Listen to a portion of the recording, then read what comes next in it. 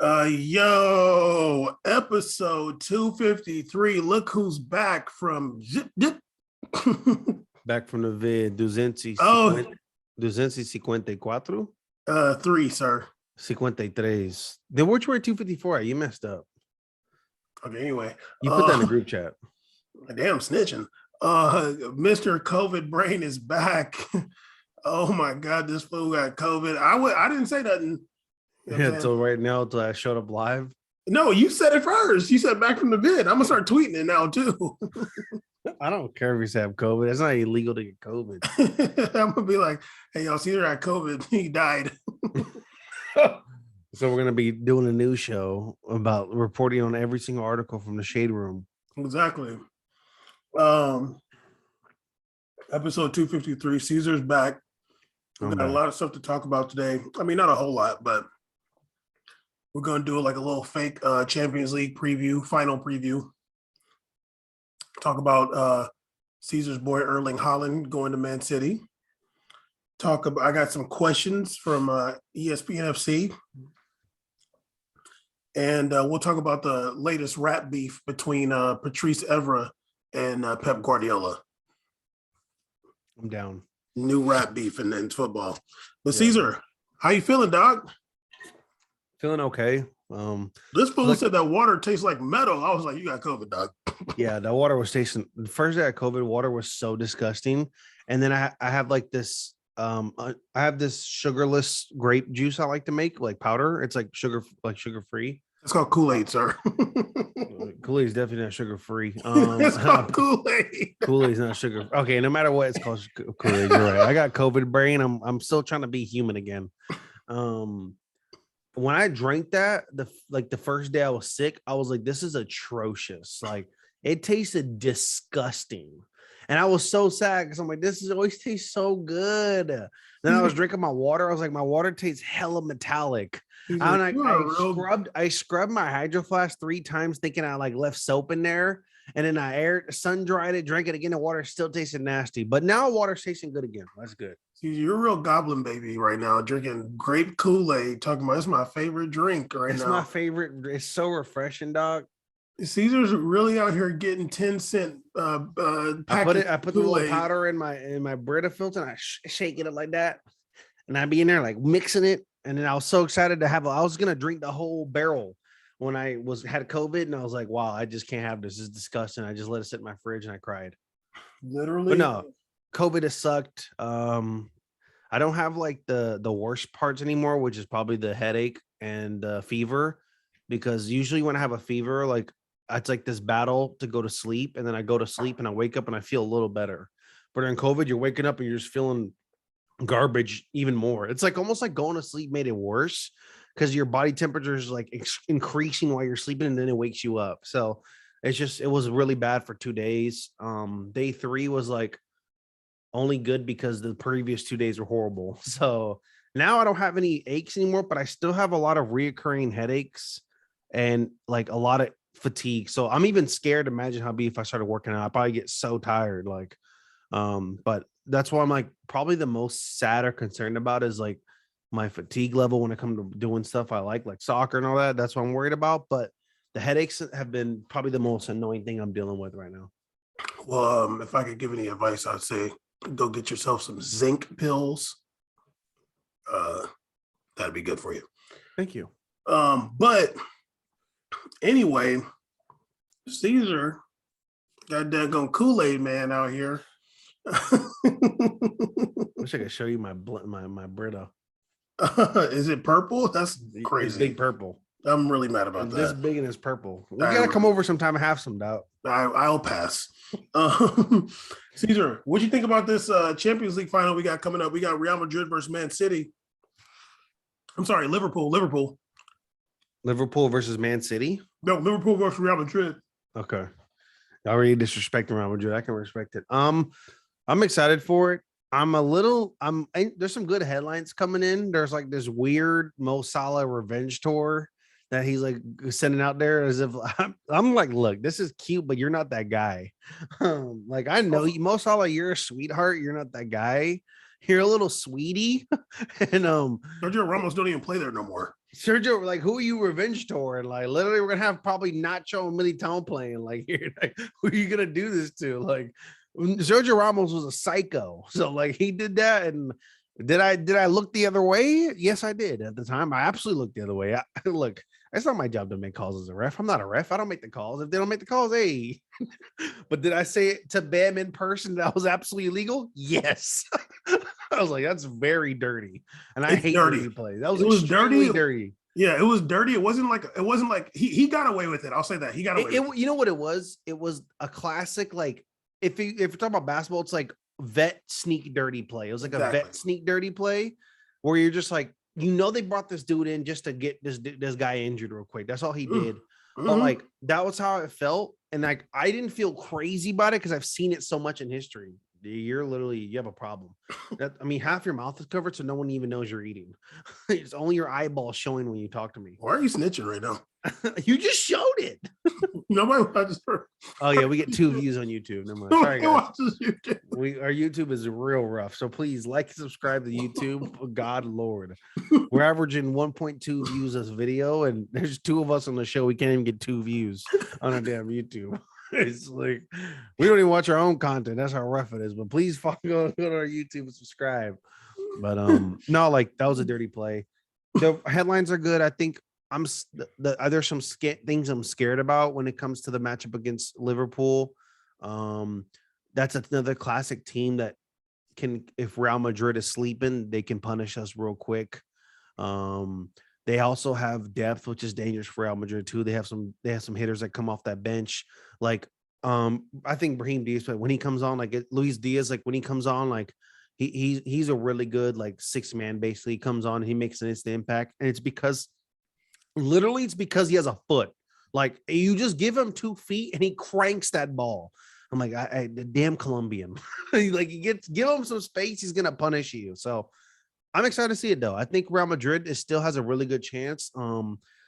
A lot of their bench guys played over the weekend. And I watched the whole game because I miss soccer so much. And actually, I'm a freak. I actually really enjoy these games because I get to see the other dudes play. I love it. Like people ain't watching it. I'm watching that game beginning in. I'm noting people. I'm like, oh, Peter, he's back. Okay. All right, Peter with that fro. I see you out there, dog. I'm watching Vallejo. I'm like, okay, Vallejo here getting it cracking on defense. So I had fun. I was getting my little scout on. That was fun for me. But yeah, I think it's gonna be a good matchup. I'm excited for it. Honestly, I feel like City is more of a team that's like harder to defend against than Liverpool. I think that Real Madrid match up well against Liverpool. Like honestly, I feel like PSG is a harder matchup for Real Madrid than Liverpool.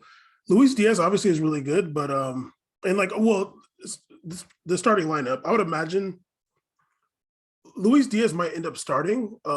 Maybe. But anybody in that front 3 that could be in that front 3 between Salah, Mane, Jota, Luis Diaz, Firmino, I don't really see them as like such a threat to Real Madrid's defense, because I feel like the worst thing that can happen to Real Madrid is like somebody getting beat 1-on-1 and then like being able to cause damage. None of those players are really like that dynamic to really beat who Real Madrid has defensively 1v1. So obviously we don't know what's going to happen, but when I think about the matchup, I feel like Real Madrid has a kind of a clear advantage, barring any if Benzema gets hurt in between then yeah, that's over for Real Madrid. But and then when I think about Real Madrid offensively, like they're getting really disrespected out here. Real Madrid's once again, Real Madrid's getting disrespected in multiple ways. In the media. They were disrespected in the past on all their accomplishments, right? Like before, of course, when Real Madrid won 5 or 4 championships, 3 in a row, it was like almost like no one even cared. I think but like let's say when the Lakers won 3 in a row, it's one of the most talked about things in history, like in basketball. Like people talk about it still. Like people talk about dynasties all the time, and like that dynasty is like barely talked about. It's like we skip to like Barcelona wins all the time, and like it's completely disregarded. And now the disrespect is like, oh, they suck. Like it's not as they're not a good team. They're not as good of a team. But it's crazy to me because it's like are we like, especially people like Steve Nichols, like, are we like in athletic competition? Is that what we're doing? I feel like we're in athletic competition. And what is the basis of competition in general? It's about may the best player win, the best team win, right? It's about winning, yeah. It's about the best team win. It's not about, oh, they have a better team, whatever. You know who had the better team? Real Madrid, because Real Madrid won. Like, Man City is not a better team than Real Madrid because they lost. No. You lost. Yeah. PSG is worse than all them because they lost. I don't care if you rate people individually good on a team. Your team sucks because you lost. It is what it is. Like a point blank period. Yeah, I'm being extra about it, but like your team is worse than Real Madrid because you lost, dog. And honestly, like the only way I could see that argument is if they lost on penalties. Like if you lose on penalties, like maybe you can make an argument. Because if the game is 0-0 and it's been fucking 150 minutes and 2 legs and you lost on PK, sure. Like, yeah, like maybe even when it's 1-2, 2-1 or 1-1, I'm like, away goals are weird, fine. But like it's no away goals. There was no PKs. It was straight up who got the most goals. Dead ass, you lost. Whoa. Unmute C's. Yeah, no, I agree. It's really unfortunate. Well,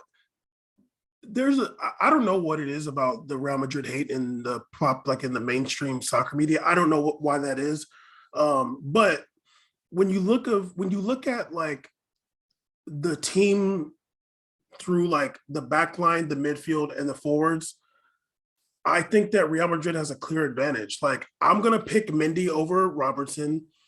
Okay, Virgil van Dijk is a good player, but I'm gonna be honest, like he's not so dynamic. Like he's big, he's like tall, he's like confident, he knows how to use his body well, but he's not like so fast. I would start him over Alaba, but like still, I don't think he's like crazy dynamic. Honestly, like I'm gonna be honest with you, at center back, I mean, it's gonna sound crazy for sure. I'll start Nacho or Alaba over him. You know what? Van Dijk compares to Militao for me. Like they're both tall.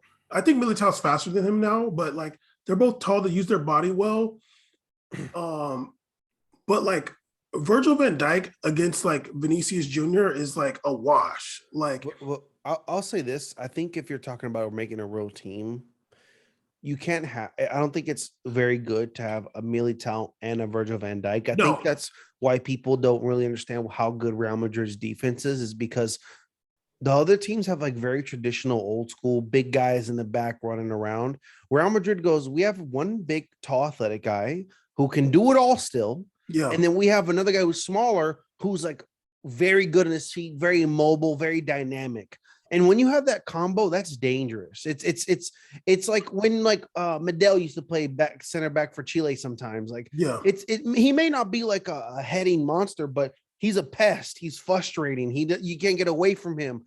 Because in soccer, you just need to mark people, to be honest. Like you can get away with not having size by being able to just be marking people and playing good and being like fast and aggressive. Exactly. Van Dijk is good like to clear corners and set pieces. Like he's great for that. But like even his size, that stuff's great. He does a lot of really good things, but he's not a dynamic he's not like a play anywhere player. Like Nacho can play anywhere. He's not like Rudiger. Like Rudiger, like gets that rock. He goes up there. Like he's not like that. When I watch Van Dijk play, he's very stoic. You know, he has like that movement where it's like he just reminds me of like a power forward. You know, it's like he has an instant presence. If you get in a straight line, he can make it real hard for you to pass him. Like you're not gonna like necessarily burn the hell out of him. Like he's gonna make it hard for you to pass. He's tough. He's a great defender. Bam is actually one of the original people showing him love back in the day. No, he's good. We talked about how good Van Dijk. This is not a Van Dijk diss. He's changed since that ACL though. He did. It's a little bit different, and everybody's a little bit different after ACL. For sure. It is what it is. Yeah. But I think there's a big difference between players like him and like a Rudiger.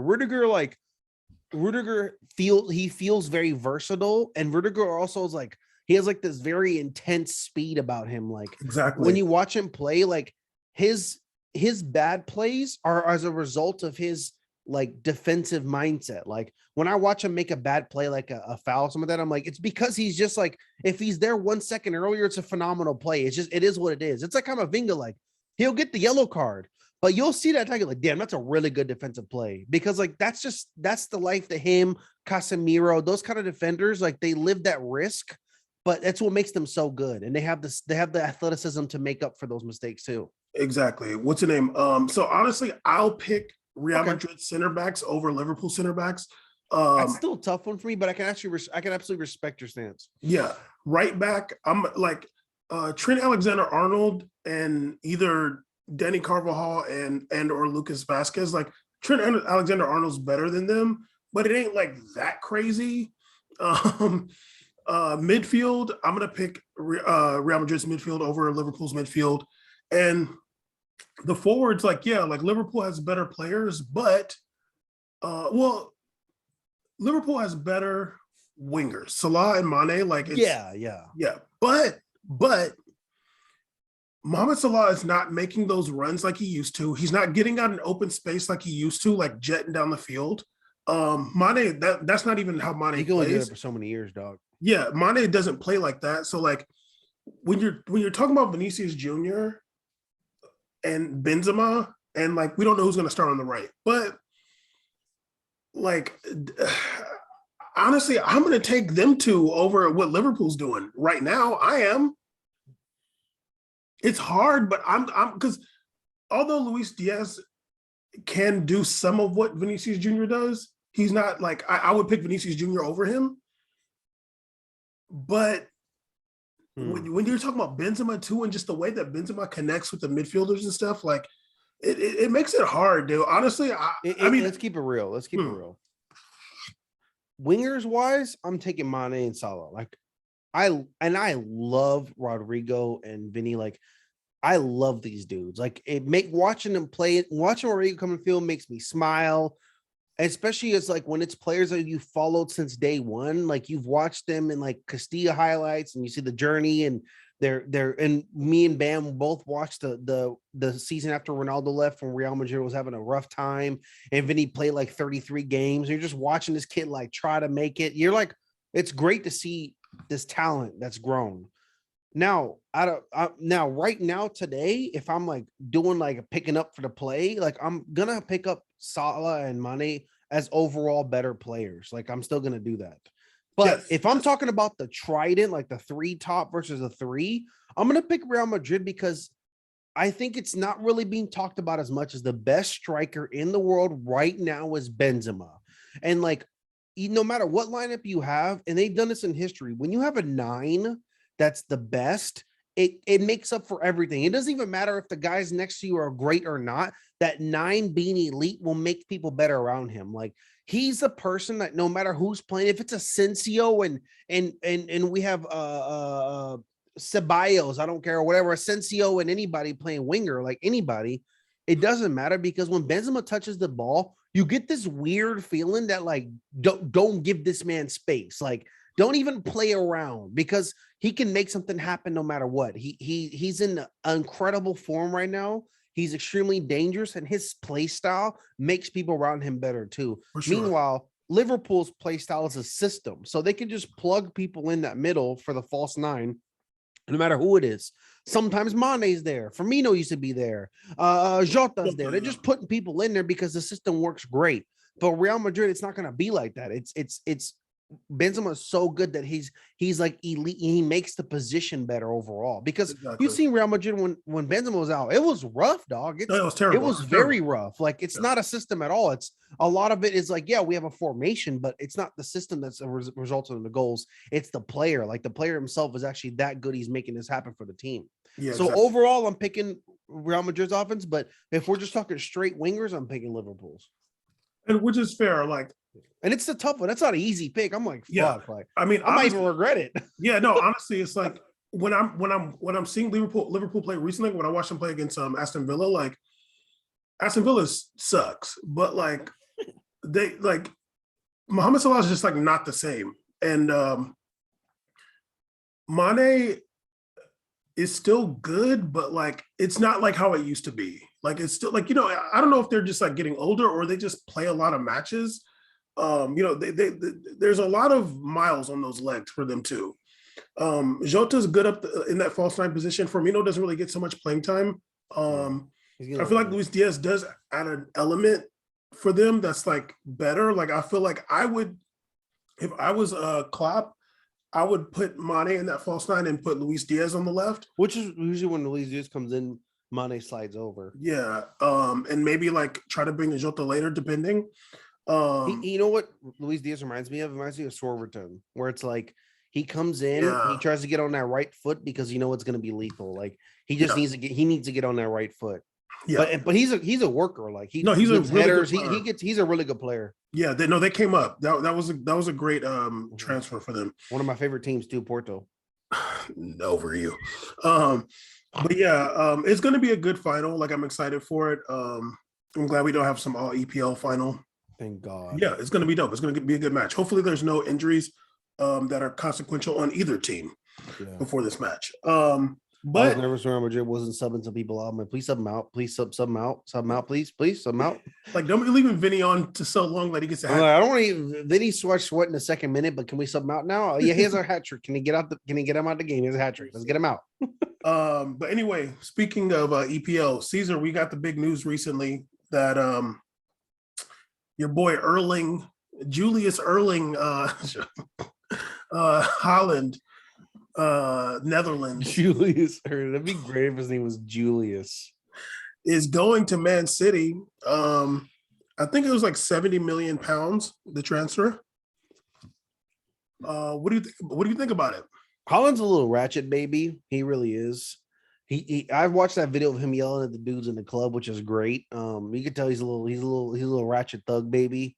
That's a great move by Man City. They back-to-back off seasons where they're really getting it cracking. The homie Alvarez out there playing and Heave Plate doing his thing. Wait a minute. Oh no. Your boy about to get extra loaned. Oh, I forgot. Hope he enjoys Libertadores. Your boy's about to be out there. I mean, we don't even that. I mean, that's the thing. Like, you don't even know if he's ready. Like, it's a who Julian Alvarez. You don't know if he's ready. Stop. See, you just being. He even put his foot in Europe yet, but he ain't seen none yet. You're a Boca Juniors fan. That's why I would never cheer for our team as long as my life depended on it. Now, sometimes never mind. I'm not gonna say what I do. Go ahead. No, I'm not gonna say what I do. Anyways, River sometimes I'd be leaving insane comments on the YouTube section. On their videos, on River Plate's videos, I'm like, all these guys is busters. In plain English too, and I get no likes. Yeah, whatever though. Hey, look, Copa Libertadores, River Plate is top of their group. No losses. Whatever. They were playing like Colo, dog. Who cares? First of all, okay, yeah, that's a good team. They're playing Fortaleza too. Fortaleza sucks. I mean, whatever, they made They're just Nordeste, though. They're Nordeste. Yeah, they're the real one, actually. They're not the real Nordeste. They're the real one. No, they were discovered second. And they also are, I don't see no Vitoria in no damn. Their name is okay, bro. Vitoria is not going to play Libertadores anytime soon. Yeah, exactly. Bahia almost got relegated. I'm praying for that relegation. It's too stupid. Okay, wait a minute. Okay. So you think it's a good transfer? I think it's a good transfer because the one I think we've talked about consistently since when Kun Aguero was not there with Man City is that their one big issue is they don't have that. Well, I'll say Gabriel has been doing it recently where he's like just kind of launching a little bit. He's had a little couple weeks. He does that. He's good for a contract extension because he kind of gets a cracking for a couple weeks and then he's gone for 20 games. But and I've been over him for a long time. He fell off for me. And ever since that Copa America, like you fell off hard, dog. I'm mad at you. Big sidewalk painter. Yeah, sidewalk painter and that crazy red card he got. I'm like, you actually have mental issues, and I'm just gonna respect you by not talking about you. Man. I said I'm gonna respect you by not talking about you. I'm respecting him. I actually want to see that again. It's absolutely just lost his that man has CTE. That's a problem. He has CTE, I think. Maybe he had COVID brain like me. No, but like that's a good signing because obviously he's insanely dangerous. Yeah. He's scary. Like he's a scary. Like that's not a guy. Like when you get matched up, like yay, you're like, damn dog, we about to work today. Like any defender is gonna be, yeah, we're gonna be grinding today. I think that the only obstacle he really has is himself in terms of like how Well, good wait, he's going to okay. do. Wait a minute, because I'm gonna ask a question about like that part after. Okay. But I'll just say this. I think it's a great signing. Man City, it's a phenomenal signing. You see their excitement, like Pep is like giddy. That's what they've needed is like a replacement to Kun. Is like if you're not going to get another player like Kun Aguero, you need to get a guy who's just like an absolute force. And that's what he is. Like he's going to sit in that middle and do whatever the hell he wants. The only issue is that he's a lefty also, which is gross. But yeah. He is lefty, But he's two-footed though. He masks it well though. He does. Oh my god, he literally just kicked this dude in the face. I don't know how he's. I don't know how you not arrested for this. You should go. You should get assault charges for this. No, he shouldn't be allowed to play anymore. He shouldn't be able to get called up anymore. That's an insane foul. Like I don't know how somebody didn't break his face. He did that, and I went and was like, I gotta find a new player to like. And now I like Cunha from Atletico Madrid. I just hate that he's on Atleti, but I'm like, damn, this guy's a baller. But I'm like, now my heart goes to you because Gigi's is just literally an insane person. It's an insane person. Okay. I have some other questions in regards to Haaland to Man City, but I also got one about Vinicius Jr.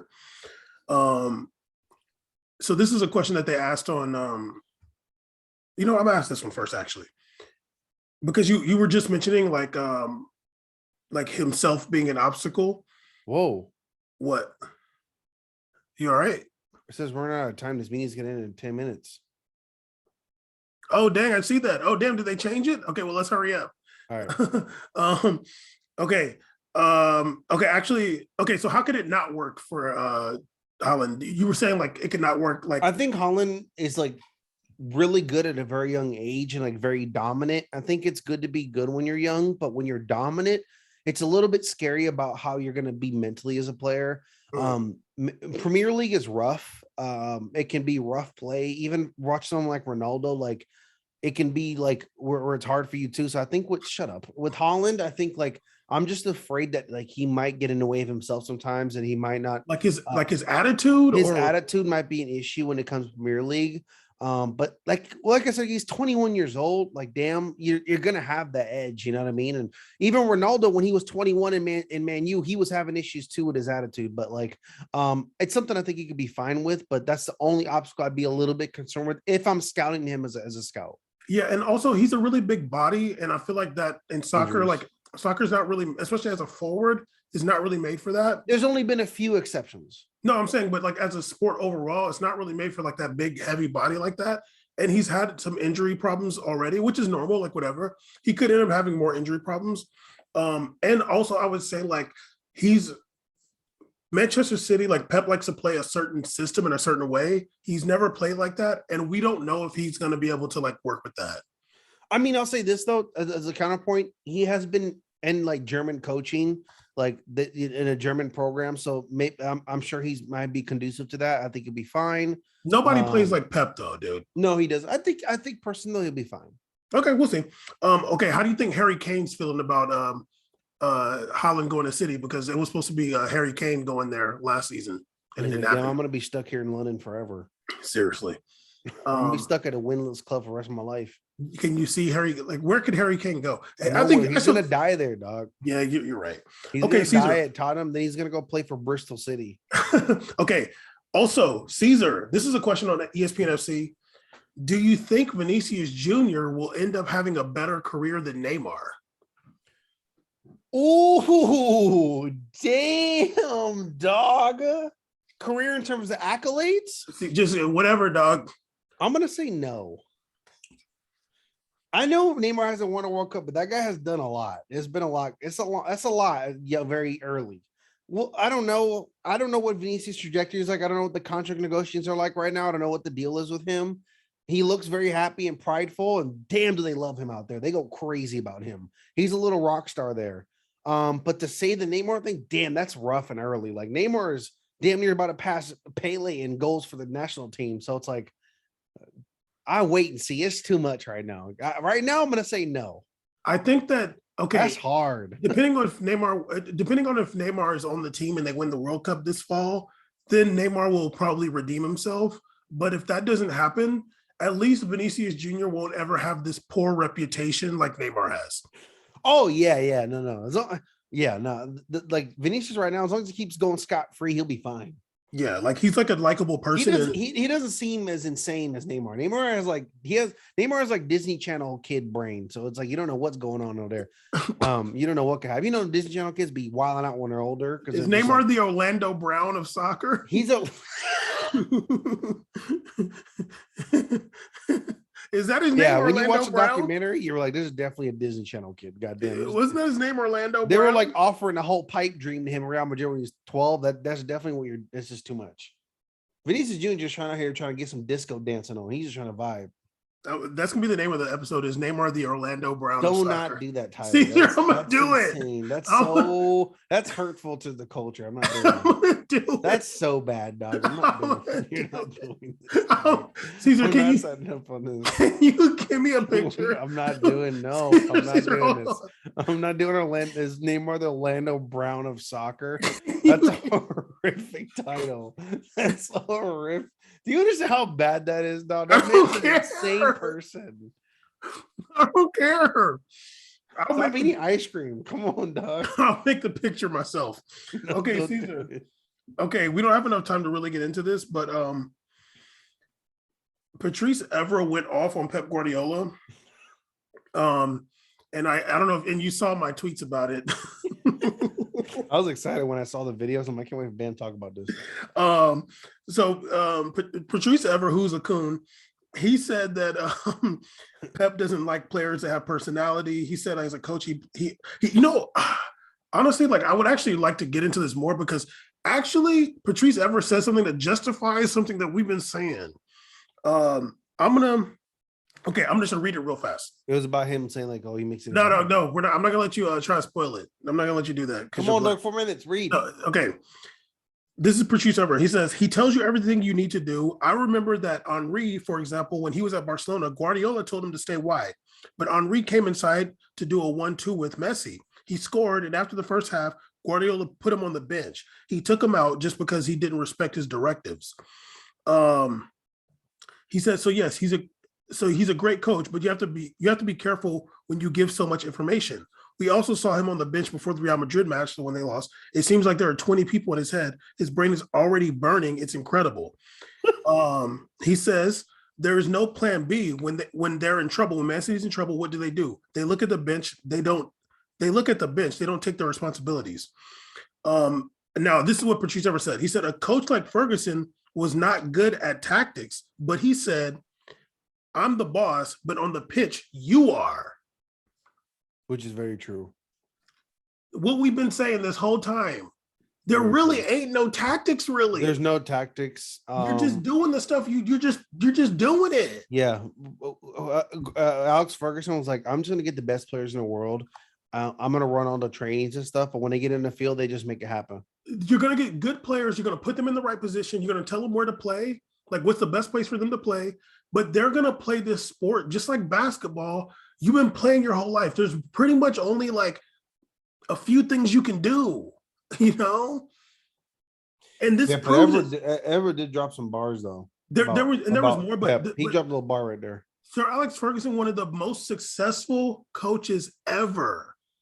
And this is a person who's not talking about tactics, just like Jurgen Klopp, saying keep it simple. Pep is the only one. Obviously, Pep's been successful too, but he's the only one that's like the team is super tactical. Mm-hmm. And it seems like in those crunch times, it don't really work sometimes. Yeah, because he doesn't have what's it called? He doesn't have like an alteration. He doesn't have like a play call. Yeah, there's no plan B. If this works, it's been great. But when it doesn't work. Which the only thing I can respect is that Pep takes the responsibility for it not working. He does. But like, really, like when you're like just getting over, it's like too much information. It's like, okay, we'll do this. When the other team is just playing the same sport you play when you're 8. Yeah. Maybe like I kind of want to get into it some more next time, but I'm definitely naming this episode is Neymar the Orlando Brown of soccer. I'm doing that. I don't care. And I'm a picture. Is Caesar the Orlando Brown of soccer? Doug, don't do that, Doug. Don't name this episode his name while they'll end up on a soccer. That's actually atrocious. This is really bad. Orlando Brown kind of had that one cool song though. But yeah, Patrice Evra said he's like he said like he takes away your responsibilities, and it's like as if the player's playing PlayStation, he like forces you to do something. Mm-hmm. It was an interesting thing. Obviously, Pep hit back and was saying said basically we whooped your ass though. Yeah, which is like that's not what he's talking about. But good try.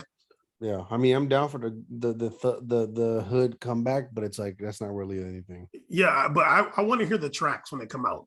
We Made It podcast. Please check out our YouTube. It's dying right now. It's absolutely dying with 1 view per person. There's 2 of us on the show. We both watch our videos. Like, subscribe, follow us on Twitter. We Made It podcast. Please get our numbers back up. And also holla back. Kobe Bryant.